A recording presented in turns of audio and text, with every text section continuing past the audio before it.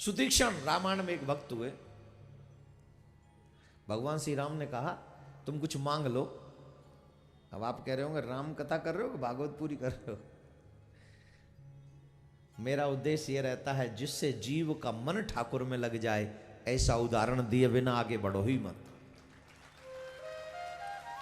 अभी चालाकी की बात आई, कई लोग बहुत चालाकी करते हैं, है ना, बहुत बड़ी बड़ी चालाकी दुनिया को पागल बनाने में करते हैं। 4G आएगा, 2G भी नहीं आता है, ये चालाकी तो है। बताओ आता है 4G? ईमानदारी से बताओ आ रहा है 4G? पैसा पूरा 4G का है, 2G भी नहीं आ रहा है। ऐसे चल रहा है जैसे जी जी जी। ए जी कहां हो जी? बोले चल रही हूं जी। एक जी चल जाए तो समझो जी सफल हो गई। और बोल नाम क्या? बोले 4G। चल झूठा कहेंगे। सच्ची में हम लोग बाहर जाते हैं तो वहां देखते हैं वहां जी जी अच्छी है, यहां तो 4G मतलब जी। तो ये चालाकी तो है। कितने कितने लंबे ऐड आप टीवी चैनलों पर देखते हैं, एक से एक निखाला झूठ भरा पड़ा। लगा लीजिए ये अब हो जाएंगे आप बाइट। 15 दिन यूज करके देखिए, आप एकदम गोरे हो जाएंगे फ्रॉम लंदन। ऐसे कितने दिन लगा लेते ने कछु फर्क भयो? क्यों देख रहे हो उधर? अपने ऊपर देखो, तुम सब लगाती हो। एक व्यक्ति मेरे से मिलने आए, आज बैठे होंगे वो कथा में। मैंने कहा तिलक नहीं लगाया? बोले महाराज जी क्रीम लगाई थी उसमें तिलक रह गया। हाँ तो क्रीम तो सब लगाते हैं गोरा होने के लिए, हुए क्या? इतना झूठ चल रहा है। क्या चल रहा है? बोले झूठ चल रहा है।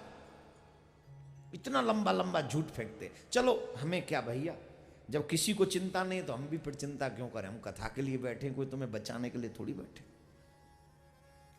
पर सच है ऐसे झूठे लोगों को काम नहीं करने चाहिए, देना चाहिए देश में, जो कहते कुछ हैं और करते कुछ।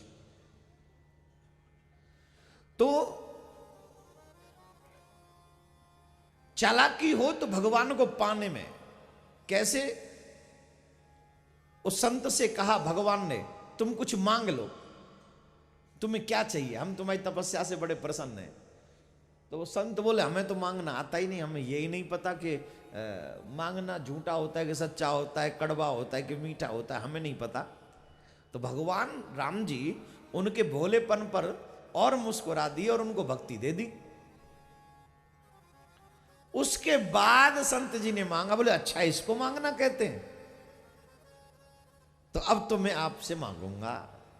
बोले अब क्या मांगोगे? हमने तो दे दिया तुमको। बोले नहीं अब मैं मांगूंगा। वो तो आपने अपनी मर्जी से दिया। ये है चालाकी। पहले तो उनकी मर्जी से जो आपको अच्छा लगे वो दे दो, तो उन्होंने अपनी चरणों की भक्ति दे दी जो किसी को नहीं देते हैं। और जब भक्ति दे दी तब संत जी ने मांगा। बोले क्या मांग लिया? बोले मेरे हृदय में जब तक मैं जीवित रहूं और जब तक मेरा जीवन रहे सिर्फ राम लक्ष्मण सीता का ही वास रहे। अब उन्होंने ये नहीं मांगा बहुत दिन हो गए वन में आ गए, घर छोड़ दिया परिवार, अब एक बहुत बड़ा महल मिल जाए और हार व्यवहार परिवार घर भी बन जाए, ऐसा कुछ नहीं मांगा। भगवान से सिर्फ भगवान को मांगा, मेरे हृदय में धनुष बाण लेकर आप हमेशा विराजमान रहें। क्या बात है, इतना सुंदर भाव। चालाकी हो तो धर्म करने के लिए, चालाकी हो तो भगवान को पाने के लिए। चालाकी वो न हो जो झूठे मिट्टी के मकान बना दे, चालाकी उसमें हो जो मेरे को मेरे भगवान से मिला दे। हाँ?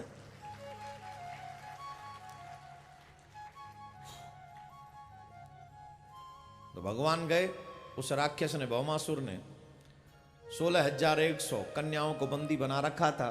नारद जी से संदेश सुनने के बाद भगवान द्वारिकाधीश उस दुष्ट का वध करते हैं, और उस दुष्ट का वध करने के बाद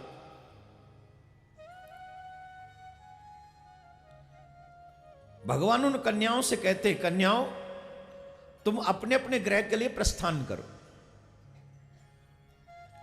वो कन्याएं कहती है महाराज जब हम कहां जाएं, हमें कौन स्वीकार करेगा?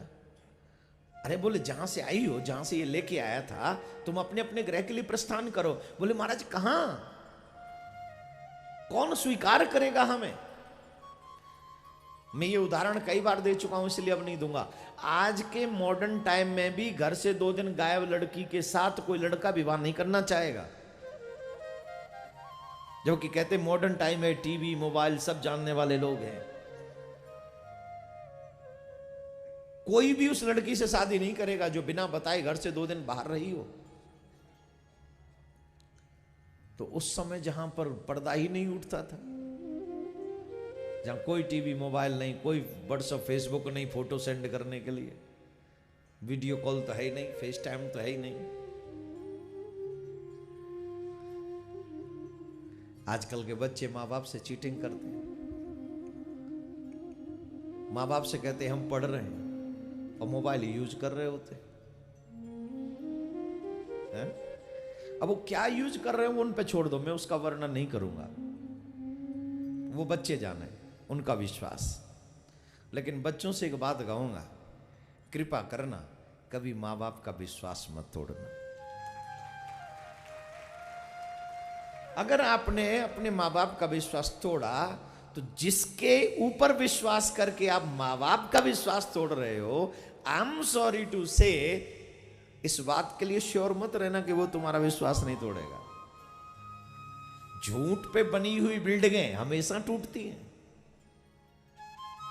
तो आप जब अपने माँ बाप से झूठ बोल रहे हो तो वो आपसे झूठ बोल दे तो कौन सी बड़ी बात है। इसलिए please respect your parents faith, उसका हमेशा सम्मान कीजिए।